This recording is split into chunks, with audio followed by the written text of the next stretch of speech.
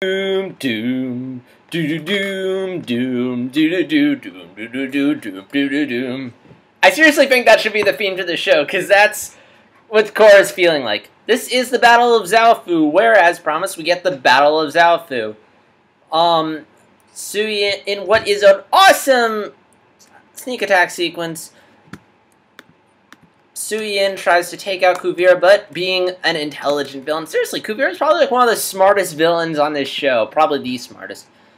She anticipates an attack and has Suyin and her forces captured.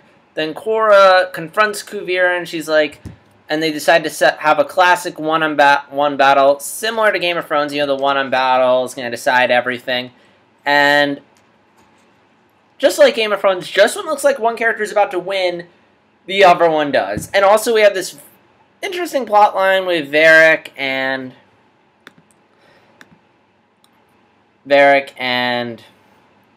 Boulin as they escape custody. And yeah, this was another really solid episode. I mean, again, like, why couldn't this show have been planned as multiple seasons from the start? The writers are so much better when they know they have more than one season. Because, like, we just got right to it. So much has happened. It's like, in past Korra episodes, they need to set everything up.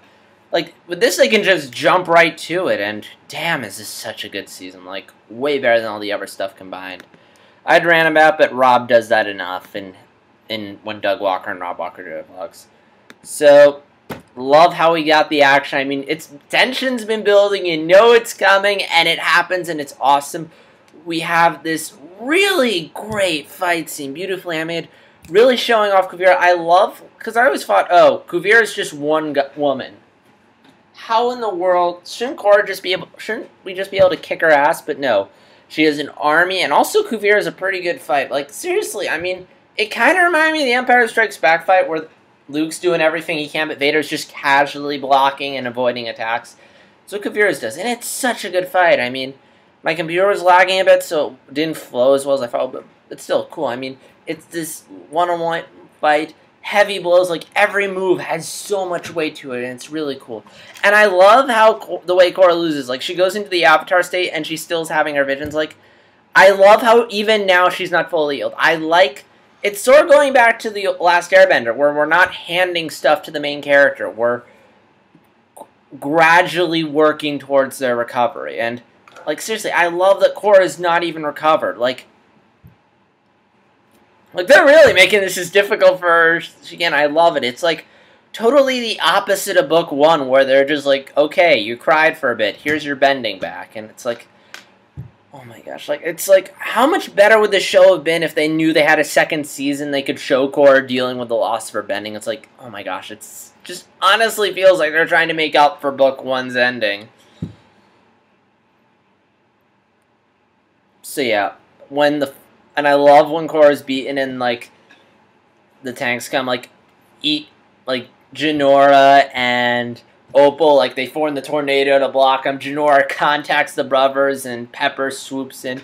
And all the forces are going away. You have the armed tanks just walking through the dust. And did I not mention the awesome dilemma of Korra, the anti-violence? Do I attack Kuvira? Do I negotiate this peacefully? Like, you really feel the tension. If there's that part of Korra that's, like, realistically, I should let personal feel. This is personal. I should fight her. But then there's the part of her that's like, no, I need to be the Avatar. I need to be the bridge. I love Korra this season, like the character. Both the character and the show. She is such a strong, likable, great female protagonist. Everything the show has wanted her to be, she is in this season so far. I'm just loving it. And the plot of Boulin and Varric was great too. I mean, you had this very funny plan. Which I love. It's very good dark comedy. I don't remember all the dialogue, but a lot of the dialogue with Varric was really funny as well. It was interesting to see him function without Julie and sort of at the thing. Wait, and Boulin! Oh my gosh, where was this Boulin all of Korra? Like, for once, he's not cracking jokes. He's actually being serious and useful and resourceful and kicking ass and really taking initiative. It's like, wow. I mean, this is so much better than the one-note Boulin who would just crack jokes all the time. It's like, This is a hardcore Boulin, and I love him, and I really hope they keep it up. Really curious where they're going with him. And so, yeah, but yeah, it's like, even with all that, it's like, they're still going to build the weapon, and oh my gosh, I'm really curious where they're going with the weapon. And also, Julie is like, because she seems pretty loyal. I mean, it's like, I know Cher and Varric are probably going to make up at the end. I'll be really surprised if they don't, but is Julie really good, or is she straight up evil? Because, like, when Julie is serving Kuvira, it's like,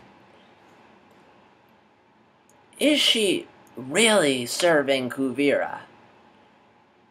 Like, there's that part where the show's so good, it's actually making me question, even though I know what's going to happen, I'm still kind of wondering, is she could be serious?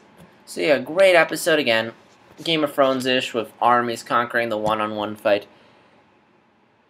Although, I'm a little curious, what's up with Asami, Tenzin, Beifong, and Mako? They weren't in this episode at all. Is Asami going to do anything this season? And she really hasn't done much outside build the monorails, which they've used in the show quite a bit, I've noticed. And Mako, who we haven't seen in a while. Are Tenzin and Beifong going to do anything this season? Because they really haven't done that much. And given how it's the Earth Kingdom, I feel like Beifong should be more involved. It's like, every other season Beifong will feel important. Really hope so. I mean, we only have, like, we only have, like, 6 episodes left in the entire show. It's, like, fucking crazy. But yeah, really great. I mean, the only thing I don't think I liked was some of the dialogue was cheesy, like, I'm not leaving without you, and stuff like that. But honestly, that's a nitpick. I love this season. It's great. And I really hope the show continues to be such good, because this is a solid season. The best of the show so far. It's like, if the creators just had multiple seasons, and the show didn't have to keep rebooting itself, restarting, reintroducing characters and villains, I feel like this show could have been something really special. And I'm Par Blaster Airbender. Thanks, Nickelodeon, for being so reluctant to give them multiple seasons. But yeah, looks like we're going out on an awesome note. So, what do you think of this episode of Korra? Please comment and let me know. And as always, it's JStars60 signing out.